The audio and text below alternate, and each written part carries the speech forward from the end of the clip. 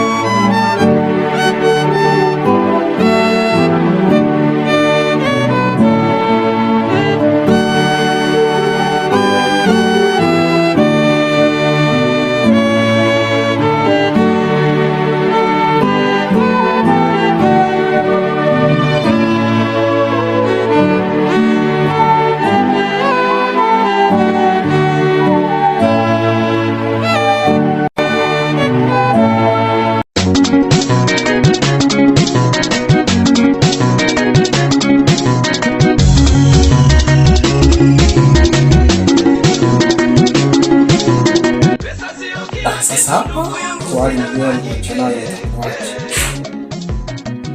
Tena mbona amenipa masharti makali? Tena masharti yenyewe atazingize mwanamke mwenyewe ndani. Je, waweza kweli au ni kutoka na kwazi tu? Kwani muone demu ni muangalie kwa macho hivi wanawake ndani. Hai hata mama yangu mzazi.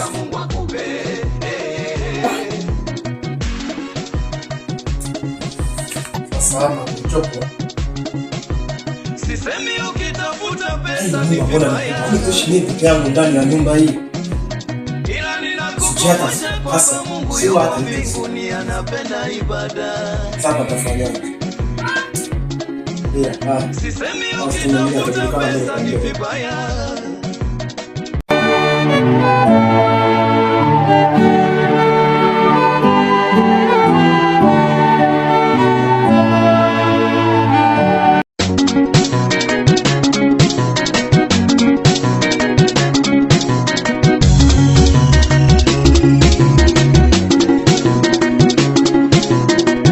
Sio kila kitu ndugu yangu, sidanganyike.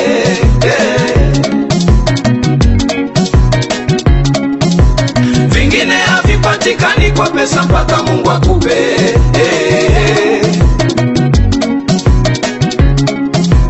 Pesa sio kila kitu ndugu yangu, sidanganyike.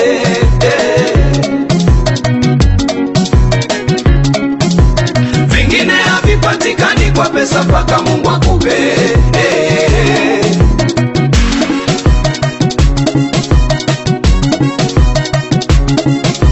Sisemi ukitafuta pesa ni vibaya,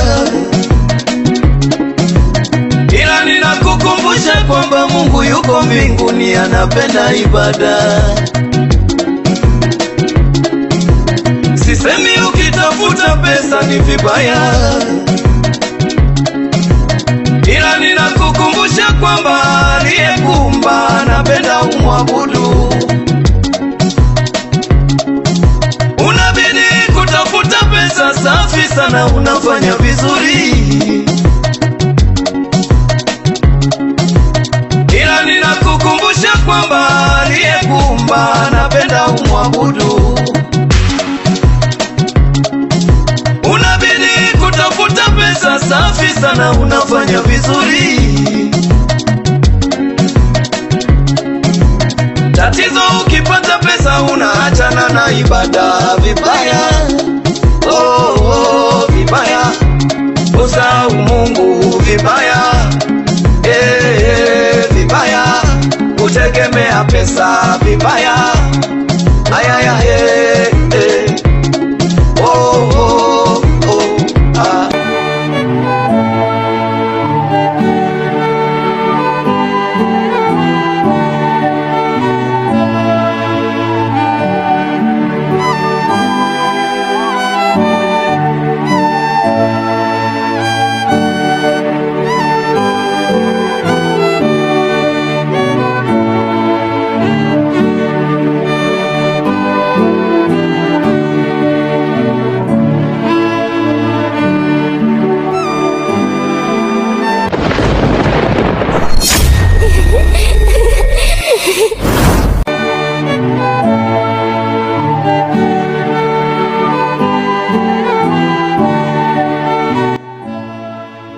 Sasa tu kigafura gafura tu.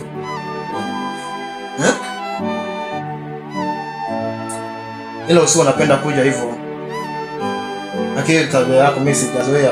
Hizo unavyokuja unapotea. Basi kama hapa nilivyokuwa nimekaa hapa nimetulia maki nimeshtuka sana.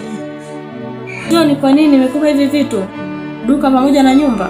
Hamna, sijajua baba. Nisikilize kwa umakini.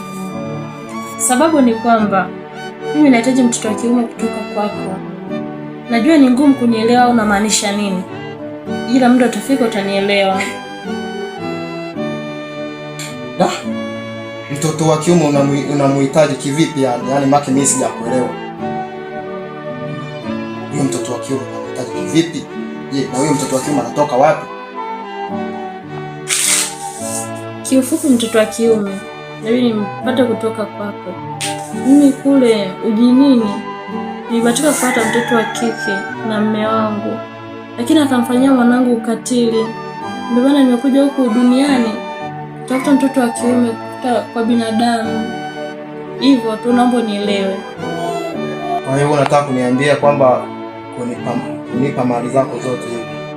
Dhumuni lako lilikuwa ni kupata mtoto wa kiume. Ndio umetoka kwako. Ndio. Ndio kitu cha msingi hicho kicho nileta hapa na sababu ya kupa hivyo vitu vyote. Sasa wewe unasema unahitaji mtoto wa kiume kutoka kwangu. Na wakati humo ndani ya nyumba ulinikataza nisiingize mwanamke yoyote. Itakuwaje sasa? Wewe mwenyewe ndivyo uliniambia hivyo.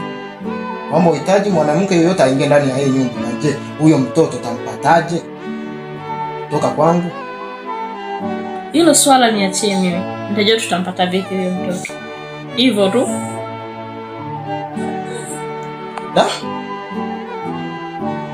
Okay, poa. Kwa wewe ndio unasema unajua utaratibu jinsi utakavyompata huyo mtoto wa kiume. Mimi naona hiyo haina shida. Lakini mimi naogopa kisa ya kumpata huyo mtoto, unavyoniambia kwamba utampata huyo mtoto wa kiume. Na wakati wewe sio binadamu. Okay, mimi nimeshazoea binadamu wenzangu. Lakini wewe unayekuja na unapotea, mara unatokezea, mara unapotea. Sasa hiyo itakuwa ni ngumu. Haya, wewe ndio unayejua maamuzi yako kwako. Wewe ndio unayejua jinsi utakavyompata huyo mtoto. Bila shaka naisu mimi. Alafu wewe una tabia ya kuniita mdonole. Hilo si jina langu bana. Mimi naitwa Husna. Sasa mimi jina lako mimi nilikuwa sifahamu sasa. Ndio hivyo la mdodole bana, so hivyo. Mimi naitwa Husna. Hivyo, okay. Baki salama, mimi naenda.